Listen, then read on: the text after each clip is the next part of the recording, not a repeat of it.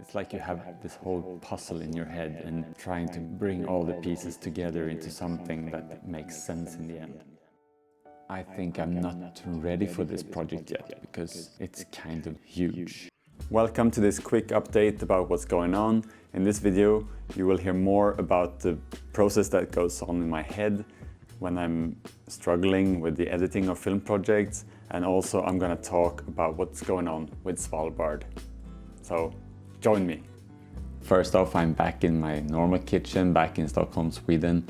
It's always good to come home after a trip, but I could have easily stayed in Bali for twice as long. It was so nice being there. We stayed there for 3 weeks. I'm not sure if this was enough time actually. We should have stayed longer. Sometimes it's hard to fit in with the life back home and everything.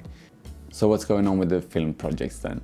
Just the other day I released the film about Noah, my surf teacher. This film turned out so nice. I'm super proud of it. The story just came together in the most beautiful way. Teaching people how to surf is his way of protecting the ocean. If people love the ocean, they will take care of it. I think that's so beautiful. The other film that I made in Bali about ukulele, it's on the editing table right now. I'm struggling a bit, as I always do in this part of the process when I have all this talking and I'm structuring it into a story that's being told to flow in a good way, in a logical way.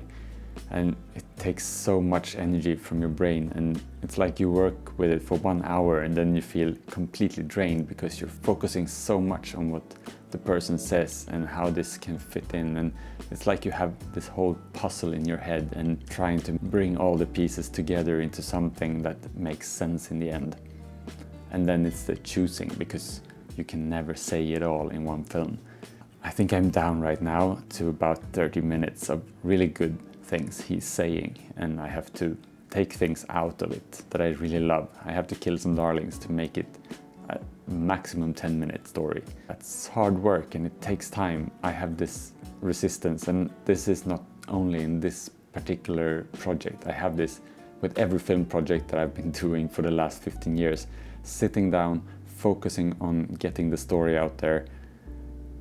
There's so much resistance involved, but that means it's usually good stuff coming out in the end. So, Svalbard then. I boldly claimed in the beginning of this adventure that I was going to Svalbard in the middle of February. I was going there to shoot a film about the people there and their reaction to the sun coming back after 4 months of darkness, complete darkness, because it's so far up north. Okay. I've been trying to plan it while being in Bali, but being in a tropical place where it's plus 30 degrees Celsius and thinking about a project where it's minus 30 degrees Celsius, it wasn't possible. The contrast was too much, like beach, snow, beach, ice, oh, surfing, ice. No, I couldn't do it. Also, I think I'm not ready for this project yet because it's kind of huge, actually. I booked the plane tickets. I convinced Otto to come along. We were both excited about going there, and I always wanted to go to Svalbard, so I think I saw this as an opportunity to do it and a reason to do it. Making a project like this, you have to have a solid plan. You have to know where you're shooting, what you're shooting, who you're filming, and what are they gonna say? You can't just go there and hope it will all turn out well. It usually doesn't. It turns out okay if you do that, but not great. I want this story to be great. If I'm investing in plane tickets, in somewhere to live, food, warm clothes, it needs to be a masterpiece.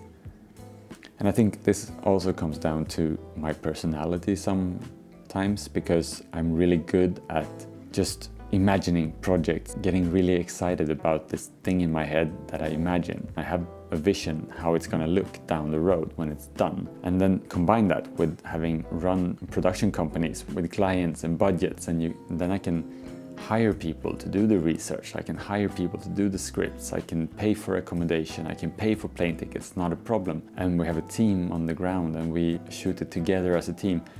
That's the world that I'm used to having when doing a project like this. But now, doing it all on my own, I kind of expect the same results, but it's an equation that doesn't really add up, because It's impossible to do things on your own with the same quality as if you have a big team doing something.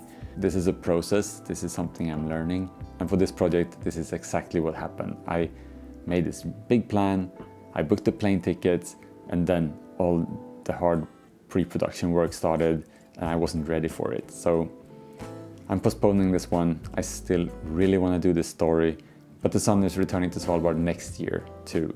Hopefully by then I have grown more in this role. I know how to structure my work better and I know what I need to do to make this happen. Also, if you happen to know anyone in Svalbard that would like to talk on camera about this, or if you know anyone that has a place we can stay while being there, let me know and hook me up. Maybe together we can make this happen. That's it for now actually. I have some really nice stories in the pipeline too, but they're very early in the planning stage. I'm just trying to make out the details of them so far, but I will tell you more about them when I know more. So to not miss any of that, hit the subscribe button right now and like this one and give me a comment. Let me know what you think. What should I do? What are your comments?